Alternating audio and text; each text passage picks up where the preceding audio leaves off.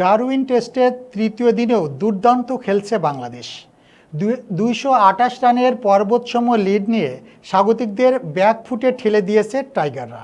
এমন পরিস্থিতিতে বিবিসি তাদের এক প্রতিবেদনে উল্লেখ করেছে, জয়ের খুব কাছাকাছি অবস্থানে রয়েছেন শান্ত মিরাজরা।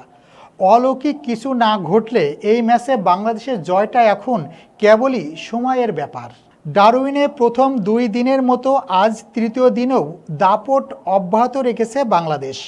অজিদের বিপক্ষে দাপট ধরে রেখেই সফরকারীরা তুলে নেয় প্রতিপক্ষের প্রথম ৪ ব্যাটারকে।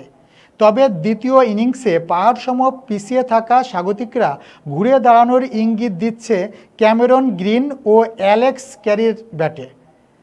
২ অপরাজিত ব্যাটারের প্রতিরোধে ধীরে ধীরে ব্যবধান কমিয়ে আনছে অজিরা।